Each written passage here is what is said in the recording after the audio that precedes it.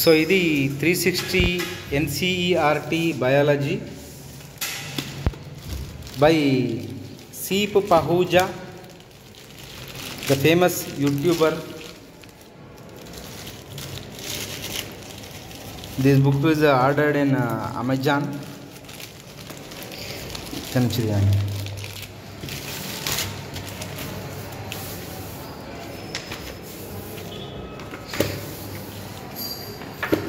So ఈ book చూస్తే మనకు ఇది ఎవరంటే Seep Pahuja.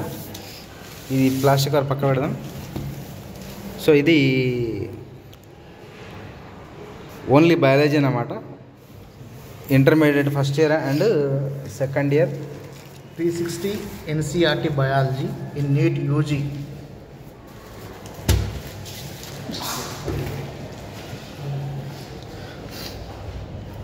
Disha publications వారి Seep Pahuja 5700 chapter wise topics and MCQs new pattern 2313 concept of NCERT assertion reasoning and difficulty level and fill in the blanks fully solved also useful CUET చూడండి ఈ scan చేసినట్లయితే దీనికి సంబంధించి వస్తుంది.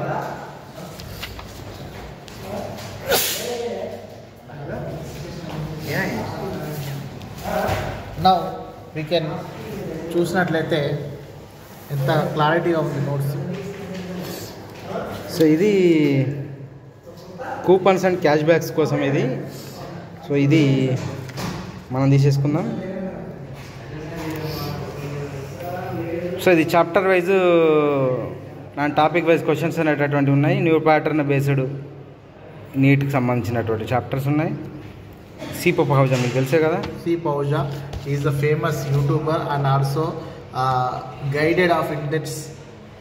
So ఇందులో contents మనం observation చేస్తే new syllabus సంబంధించినటువంటి కంటెంట్స్ అనేటటువంటివి ఉన్నాయి ఇందులో.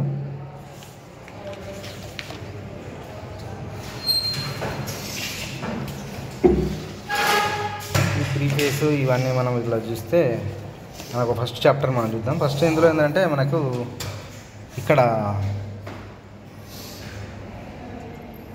2023 టు అంతకన్నా ముందు 16 వరకు ఉన్నటువంటి నీట్ క్వశ్చన్స్ వాటి పర్సంటేజ్ ఇవన్నీ కొంచెం ఇచ్చింది అన్నమాట.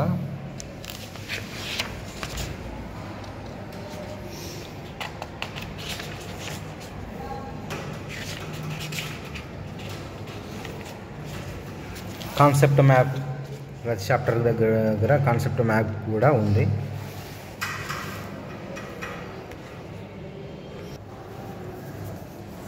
So from here we can see NCERT complexity and NCERT problems అన్ని మనకి ఇక్కడ చూసుకున్నట్లయితే they will be there. And దీంట్లో మనం లెసన్ డెప్త్కి వెళ్ళిన కొద్దీ డిఫికల్టీ లెవెల్ అనేది పెరుగుతుంది. సో ఇక్కడ డిట్ NCERT క్వశ్చన్ లైన్స్ నుంచి క్వశ్చన్స్ ప్రిపేర్ చేసారు and they are according to their subtopics. And ఇక్కడ new type of new pattern ఎట్లాంటి అడిగే అవకాశం ఉన్నదో అట్లాంటి ఇచ్చారు questions. And these are assertion and reasoning type questions. These are the most confusing questions in the NEET examination. And some questions are extracted from the NCERT exemplar problem book. That NCERT exemplar book is useful in our NEET preparation. So they also extracted from that book. And ఇక్కడ మనకు ఒకవేళ మనకు answer రాకపోతే answer తప్పు అయితే ఎందుకని మొత్తం క్లారిటీగా ఎక్స్ప్లెనేషన్ కూడా ఇచ్చారు. నెక్స్ట్ ప్రతి చాప్టర్కి అండ్ దే ఆర్ మెన్షన్ ప్రతి చాప్టర్కి వాళ్ళు ఇక్కడ అనాలిసిస్ ఇచ్చారు. ట్రెండ్ అంటే నీట్లో అంటే ఎవ్రీ ఇయర్ ఎన్ని క్వశ్చన్స్ వస్తాయి, ఏ టాపిక్ నుంచి వస్తాయి అని మొత్తం క్లారిటీగా మెన్షన్ చేశారు. అండ్ ఇక్కడ చిన్నగా మనకు కాన్సెప్ట్ ఇచ్చారు టాపిక్ వైజ్. ఇక్కడ మనకు NCERT చదివినాక అర్థం కాకపోతే చిన్న డయాగ్రామ్స్ చూసుకుంటే కొంచెం అర్థమయ్యేటట్టు క్లియర్గా మెన్షన్ చేసుకున్నారు. మధ్యలోనే ఎక్కడెక్కడ మనకు క్వశ్చన్స్ వచ్చినాయి అనేది ఇచ్చారు, ఇక్కడ ఈ బుక్లో మెన్షన్ చేశారు. అండ్ ఇక్కడ లాస్ట్కి మనకు ఇదొక డిపిపి లెక్క డైలీ ప్రాక్టీస్ షీట్ లెక్క అవి క్రియేట్ చేసాడు. దీన్ని FIP అని పెట్టారు. అప్పుడప్పుడు మనకు బోర్ కొట్టినప్పుడు మధ్యలో టాపిక్ చదవగా మధ్యలో రిఫ్రెష్మెంట్ కోసం కీ టర్మ్ రిఫ్రెషన్ అని పెట్టారు. నెక్స్ట్ ఇది concept map. And in this concept map this is just for quick revision. మనం ఎప్పుడైతే దీని లోపల ఉన్న కాన్సెప్ట్ మొత్తం తెలుస్తుందో అప్పుడు మనకి ఇది రివిజన్ పర్పస్ ఫుల్ హెల్ప్ఫుల్ అవుతుంది. నెక్స్ట్ ఇది బయాలజికల్ క్లాసిఫికేషన్. కాన్సెప్ట్ మ్యాప్ అనేది అన్ని యూనిట్స్కి ఉన్నాయా లేదా చూడాలి ఒకసారి. కాన్సెప్ట్ మ్యాప్ అనేటటువంటిది అన్నిటికీ ఉంటుంది. అన్ని యూనిట్స్కి ఉందా చూద్దాం ఒకసారి. ప్లాంట్ కింగ్డమ్ అన్నిటికీ మనం ఉందా కాన్సెప్ట్ మ్యాప్ చూద్దాం ఒకసారి. ఉంది కదా కాన్సెప్ట్ మ్యాప్ అనేది ఇక్కడ అనిపించింది. ఇక్కడ concept map anatomy of flowering plants సంబంధించి ఇట్లా ప్రతి ఒక్కదానికి కాన్సెప్ట్ మ్యాప్ అనేటటువంటిది ఇచ్చిండ్రు. సో ఇట్లా ప్రతి చాప్టర్కు ఇట్లా కాన్సెప్ట్ మ్యాప్ ఉంటే మనకు స్టడీస్లో బాగా ఈజీ ఉంటుంది. ఇంకో చూడండి కాన్సెప్ట్ మ్యాప్ అనేటటువంటిది ఈజీగా మనకు గుర్తుపెట్టుకోవడానికి కోసం ఈజీగా ఉంటుంది. ఎవ్రీ చాప్టర్కు తగ్గట్టు మనకు అన్ని చాప్టర్లకు ఇలాంటి కాన్సెప్ట్ మ్యాప్ అనేటటువంటి ఇస్తే మనకు బాగుంటుంది. డయాగ్రామ్స్ కూడా మంచిగానే ఉన్నాయి. డైజెషన్ అబ్జర్వేషన్కి సంబంధించి మన కాన్సెప్ట్ మ్యాప్ ఉందా చూద్దాం. ఉంది కదా, దీనికి కూడా మనకు కాన్సెప్ట్ మ్యాప్ అనేటటువంటి ఉంది. కాన్సెప్ట్ మ్యాప్ ఇలా కాన్సెప్ట్ మ్యాప్ ఉంటే మనకు ఈజీగా ఉంటుంది. Digestive disorders, chemical digestion, steps of digestion of food, digestive disorders ఇలా మనకు ఈజీగా ఒక సింగిల్ పేపర్లో మనకు కాన్సెప్ట్ మ్యాప్ అనేటటువంటిది ఇస్తే రివిజన్కు ఈజీ రివిజన్కు పనికొస్తుంది అన్నమాట. ఇక్కడ చూడండి, ఇది లోకోమోషన్ అండ్ మూమెంట్కి సంబంధించింది. ఇక్కడ మనకు ఇక్కడ కూడా disorders of muscular and skeletal సిస్టమ్కి సంబంధించి ఇవి ఉన్నాయి. ఈ NCERT ప్రాక్టీస్ ప్రాబ్లమ్స్ లెవెల్స్ ఇవన్నీ మామూలుగా ఇవి ఇచ్చిండ్రు. డయాగ్రామ్స్ కూడా మంచిగా ఉన్నాయి. కాన్సెప్ట్ మ్యాప్స్ పరంగా అయితే ఇది బెస్ట్. సో ఈజీగా క్విక్ రివిజన్కు మనకు ఈజీగా పనికొస్తాయి. మ్యాటర్ పరంగా చూస్తే మనకు ఇందులో కీ టర్మ్ రిఫ్రెషర్స్ ఉన్నాయి. డయాగ్రామ్స్ కూడా మంచిగానే ఉన్నాయి. రేషనలైజ్డ్ NCERT కంటెంట్ కూడా మనకు రివ్యూ మంచిగానే ఉంది. ఇక్కడ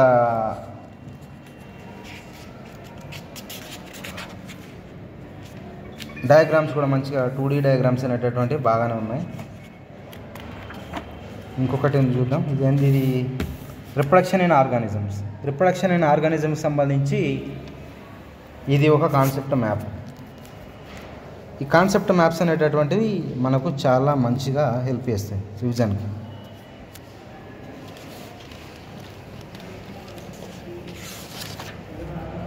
హింట్స్ అండ్ సొల్యూషన్స్ అనేటటువంటివి ఇక్కడ మన కీ టర్మ్స్ మనకి ఇక్కడ ఎవ్రీ చాప్టర్కి సంబంధించి టర్మ్స్ అనేటటువంటివి ఇక్కడ ఇంపార్టెంట్ కదా. మెనార్క్, ఆండ్రోజన్స్, స్పెర్మాటిడ్స్, ఫెర్టిలైజేషన్ ఇలాంటికి సంబంధించినటువంటి కీ టర్మ్స్ అనేటటువంటి మంచిగానే ఇచ్చిందన్నమాట. ఇవి నార్మల్గా ఇవి డయాగ్రామ్స్ ఇవన్నీ ఉన్నాయి.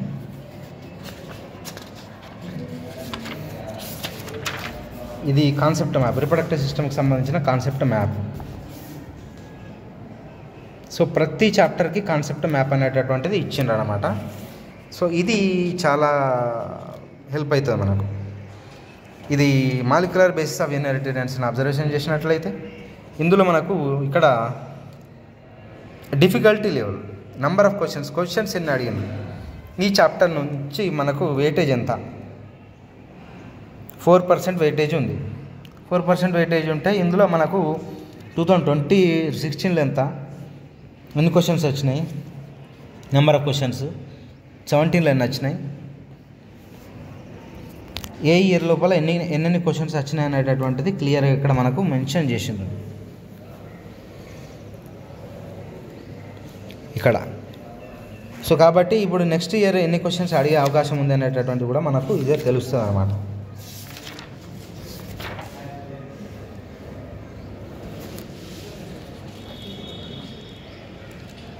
ఇంకా వేరే చాప్టర్స్ చూద్దాం ఇంకేమేమి ఉన్నాయో.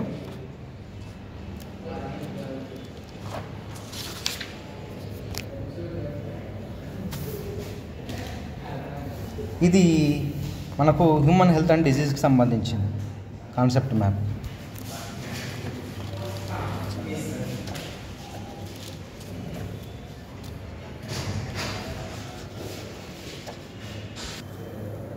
Biotechnology principles and process.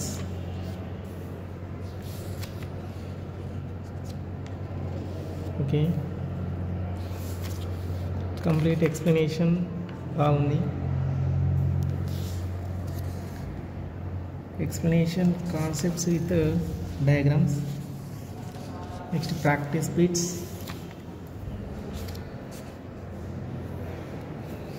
It is very useful to NEET preparation.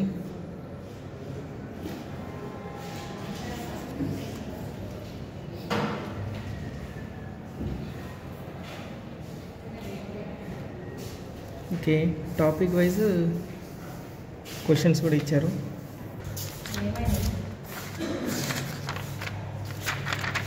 మెయిన్గా ఇలా process of recombinant DNA technology ఇచ్చారు. ప్రతి చాప్టర్ వెనుక ఇంపార్టెంట్ సినాప్సిస్ కానీ అదేవిధంగా ఇంపార్టెంట్కి సంబంధించినటువంటి పాయింట్స్ కానీ ఇవ్వడం జరిగింది. మెయిన్గా ఇక్కడ చూసుకున్నట్లయితే హింట్స్ అండ్ సొల్యూషన్, బయోటెక్నాలజీ కానీ, న్యూక్లియస్ కానీ, కాంపోనెంట్ కానీ, సివిల్ ట్యాగ్ సంబంధించిన ప్రతి down stream process, ready to marketing సంబంధించినటువంటి ప్రాసెస్, బయోరియాక్టర్ చాలా సింపుల్ విధంగా అసర్షన్ రీజనింగ్లో ఇవ్వడం జరిగింది. మెయిన్గా ఇక్కడ దీన్ని చూసినట్లయితే ప్లాస్మిడ్ సంబంధించినటువంటి చాలా FEBR 322 కానీ చాలా నీట్గా ఉంది. ఒకసారి NCERT బుక్ చదివిన తర్వాత దీన్ని చదువుకుంటే చాలా ఉపయోగకరంగా ఉంటుందని ఇప్పుడు వచ్చేటువంటి అప్కమింగ్ పిల్లలకు అలాగే చెప్పేటువంటి అడ్వైస్ ఏంటంటే 100% ఇది మీకు నీట్ క్రాక్ చేయడానికి చాలా ఉపయోగపడుతుందని నేను అనుకుంటున్నాను. బట్ మా సార్లు కానీ, మా ప్రొఫెసర్లు కానీ, అందరూ మా ప్రిన్సిపల్ సార్ కానీ, మా ప్రతి ఒక్క సార్ కానీ రివ్యూ చూసిన విధానం బట్టి చూసినట్లయితే చాలా నీట్గా ఉంది. మా రాజేష్ సార్ వీళ్ళందరూ చాలా రకాలుగా నీట్గా చూసినట్లయితే ప్రతి పాయింట్ బాగుంది సార్ అని అనడం జరిగింది. ఇక్కడ చూసుకున్నట్లయితే ఇగో తర్వాత నెమటోడ్స్ సంబంధించినటువంటి కానీ, బయోటెక్నాలజీ అప్లికేషన్స్, మెడిసిన్స్ సంబంధించి అసలు ఏ విధంగా ఉపయోగపడుతుంది, ఎక్స్ట్రా మ్యాటర్ కనుక్కోవడానికి కూడా చాలా బాగుందని ప్లస్ పాయింట్ అవుతుందని కోరుకుంటున్నాను. సరే, ఇది ఒకసారి చూడండి. ప్రాక్టీస్ ప్రాబ్లమ్స్ లెవెల్స్ చాలా బాగున్నాయి సార్. ఒకసారి మీరు ఒకసారి చూడండి.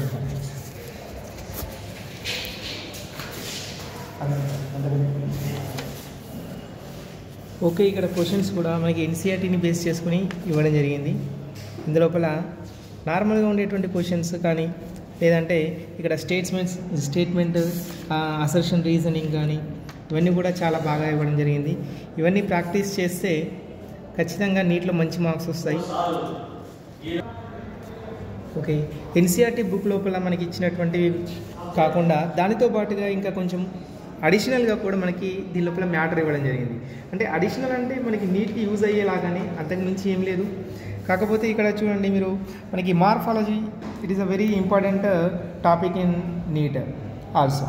అది ఇందులో చూడండి మనకి రూట్, స్ట్రక్చర్ ఆఫ్ రూట్ కానీ, లేదంటే ఇన్ఫ్లోరెసెన్స్, లీఫ్, ఇలా ప్రతి ఒక్కదానికి కూడా మనకి ప్రాబ్లమ్స్లో కూడా ఎలా ఇచ్చాడంటే ఇక్కడ రూట్ అనగానే రూట్కి సంబంధించినటువంటి క్వశ్చన్, అలాగే ఫ్లవర్, ఇన్ఫ్లోరెసెన్స్, ఫ్రూట్, ఇలా మనకి ప్రాక్టీస్ చేసుకోవడానికి బిట్స్తో పాటుగా మనకి ప్రీవియస్లో వచ్చినటువంటి past year topic wise questions కూడా ఇవ్వడం జరిగింది. ఇందులో చూడండి మనకి లాస్ట్ ఏ టైం లోపల వచ్చింది ఈ క్వశ్చన్, ఏ నీట్లో ఏ ఇయర్లో వచ్చింది అనేది కూడా ఇక్కడ మెన్షన్ చేయడం జరిగింది. చూడండి ఇక్కడ 2017, 18 ఇలా మనకి ప్రతి ఒక్కటి కూడా ఇందులో చాలా బాగుంది. దీన్ని మనం ప్రాక్టీస్ పర్పస్ లోపల అంటే ఫస్ట్ మనం NCERT బుక్ మొత్తంగా ప్రిపేర్ అయిన తర్వాత మళ్ళీ ఒకసారి దీన్ని ప్రిపేర్ అయ్యి మనం క్వశ్చన్స్ కూడా అన్నీ ప్రాక్టీస్ చేస్తే అందరికీ కూడా బాగా హెల్ప్ఫుల్ అవుతుంది. ఓకే, ఇవన్నీ కూడా first year topics. First year next చూడండి, ఫస్ట్ ఇయర్ లోపల ఉన్నటువంటి కాన్సెప్ట్స్ కూడా మనకి ప్రతి ఒక్కటి కూడా మనకి ఈజీగా అర్థమయ్యేలాగా ఫ్లో చార్ట్ లాగా కానీ, డయాగ్రామ్స్ కానీ ఇలా ప్రతి ఒక్కటి ఇవ్వడం జరిగింది ఇందులోపల. చూడండి anatomy of flowering plants. Flowering plant లోపల ఉండేటువంటి అనాటమీ ఇక్కడ చూడండి, వాస్కులర్ బండిల్స్ కానీ మనకి tissue systems, vascular system, okay, ఇక్కడ లీఫ్, స్టెమ్ అన్నీ కూడా ఇవ్వడం జరిగింది.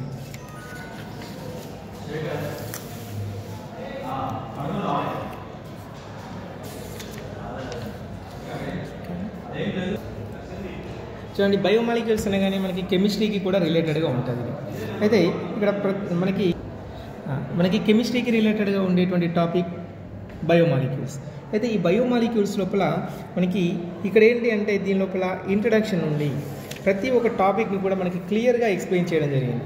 చూడండి ఇక్కడ మనకి షుగర్స్, కార్బోహైడ్రేట్స్ ఉండేటువంటి టైప్స్, నెక్స్ట్ గ్లూకోజ్ కానీ రైబోస్ కానీ ఇలా ప్రతి ఒక్కటి దాని స్ట్రక్చర్తో సహా, అంటే మనకి దాని నేమ్ మాత్రమే కాకుండా ప్రతిదీ కూడా దాని స్ట్రక్చర్, నెక్స్ట్ అది దాని లోపల ఉండేటువంటి ప్రతి ఒక్క టాపిక్ని కూడా మనకి ఇందులో క్లియర్గా మెన్షన్ చేయడం జరిగింది. చూడండి ఇవన్నీ carbohydrates, next proteins, next DNA structure, DNA లోపల ఉండేటువంటి primary structure, secondary structure, next double helical structure, ఇవన్నీ కూడా క్లియర్గా ఇందులో ఇవ్వడం జరిగింది. చూడండి నెక్స్ట్ దానికి రిలేటెడ్గా ఉండేటువంటి టాపిక్ ఎంజైమ్స్. దీని తర్వాత అంటే బయోమాలిక్యూల్స్లో మనకి ఎంజైమ్స్ టాపిక్ని ఇవ్వడం వల్ల మనకి ఏమవుతుందంటే ఈ బయోమాలిక్యూల్స్ దానిలో వచ్చేటువంటి ప్రోటీన్స్, నెక్స్ట్ ఎంజైమ్స్, ఇలా ఒక సీక్వెన్షియల్ ఆర్డర్ లోపల మనం నేర్చుకోవడానికి కూడా బాగుంటుంది. ప్రతి ఒక్కటి కూడా చూడండి ప్రతిదానికి కూడా కాన్సెప్ట్ మ్యాప్ని ఇవ్వడం జరిగింది. చూడండి ఇక్కడ మనకి primary structure, secondary structure, tertiary structure, next quaternary structure, ఇవన్నీ కూడా ప్రతి ఒక్కటి కూడా క్లియర్గా అందరికీ అర్థమయ్యేలాగా ఇందులోపల ఉంది. నెక్స్ట్ అయిపోయిన తర్వాత అంటే టాపిక్ క్లోజ్ అయిన తర్వాత మళ్ళీ బిట్స్. చూడండి మరి ప్రతి ఒక్కటి టాపిక్ వైజ్గా మనకి బిట్స్ ఉన్నాయి ఇందులో.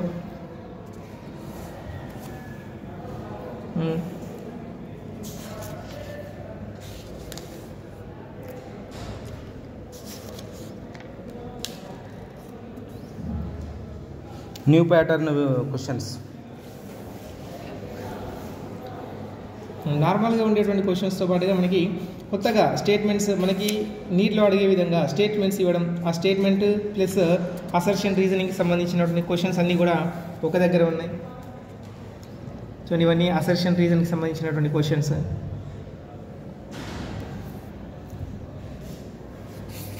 ఇక్కడ మనకు కాలం 1 మ్యాచ్ ద ఫాలోయింగ్ క్వశ్చన్స్ కూడా బాగానే మెన్షన్ అడిగింది.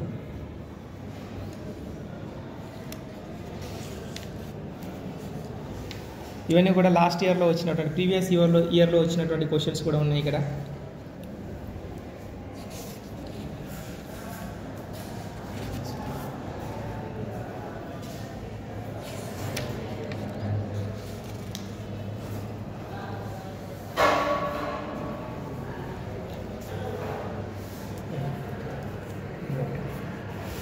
Numerical event based multiple choice questions కూడా మనకి ఇందులో ఇచ్చిండ్రన్నమాట.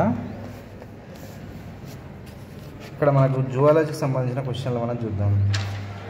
జువాలజీకి సంబంధించి చాప్టర్స్ చూద్దాం. Breathing and exchange of gases,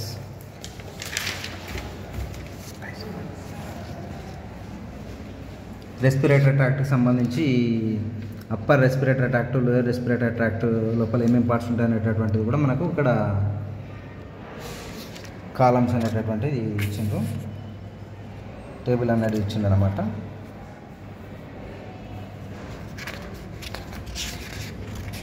ఇవి జనరల్గా ఇవన్నీ మామూలుగా ఉన్నాయి మనకు తెలిసినవి. Digestive disorders of respiratory system, regulating factors, key terms, ఇవన్నీ అని ఉన్నాయి అన్నమాట. బియాండ్ ఎన్సీఆర్టీ ఏదైతే ఉందో, ఎన్సీఆర్టీలో లేనటువంటి ఏవైతే ఉన్నాయో మనకు ఆస్ఫిక్సియా అండ్ మనకి ఎందుకేంది హైపోక్సియా, ఇలాంటి వర్డ్స్ అనేటటువంటి అవుట్ ఆఫ్ ఎన్సీఆర్టీకి సంబంధించినవి కూడా మనకి ఇలా ఇచ్చిందనమాట. ప్రతి ఒక్క చాప్టర్కు మనకు కాన్సెప్ట్ మ్యాప్ అనేటటువంటిది ఉంది ఇక్కడ.